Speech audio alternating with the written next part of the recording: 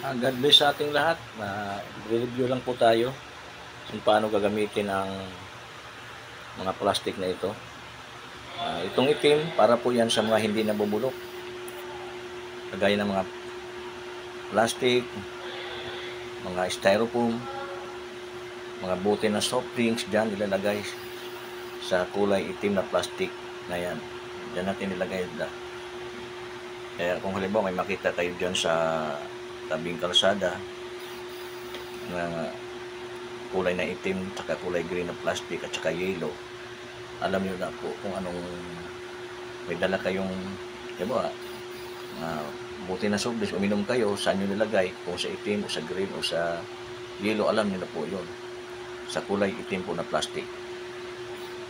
Sa green naman, yung mga madaling nabubulok, yung kagaya ng tirang pagkain, mga buto ng manok, karni, tirang gulay, dyan natin ilalagay sa kulay green na plastic. Dyan po tayo maglalagay. Yan ang tamang lagyan sa mga nabubulok na mga basura. Yan po. At saka sa kulay green naman, yan, masilan po ito. Dyan po natin ilalagay yung mga diaper, yan, mga sanitary napkin, gamit ng gasa, cotton balls, plaster at tissue. Diyan na po natin ilalagay yan, mga kaibigan, mga kasama.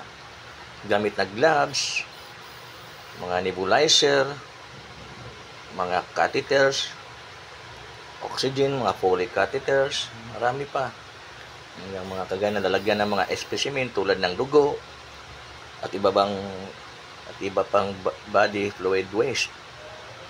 Mga bagay na lalagyan ng dugo, plima, yan.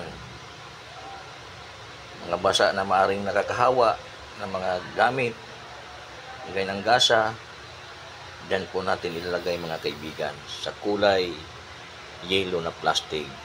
Ibig sabihin, hazardous, nakakahawa, kaya dapat safekeeping natin mabuti para hindi po siya magamit o makahawa sa mga tao. Talagang pag napuno na yan, talagang itali natin mabuti yan. Yan, para hindi ma-expose. Yan po, maraming salamat. Ito namang pad na ito, scrubbing pad, pag nagpapalisir, ito po yung gamit namin. Yung kulay pula naman, pag nagpapakintab, yan po. Yan, mga kunting impormasyon, sana nakatulong ako. Ito, hand soap, liquid hand soap, pag marumi ang kamay nyo, yan, itong gamit nyo bago kayo kumain. Ayan, hand soap. For purpose naman, yan, for purpose meaning, pwede siya sa, halimbawa, maglalaba kayo ng map, yan, kung anong klaseng pwede yung map, yung magmamap kayo, itong gagamitin nyo.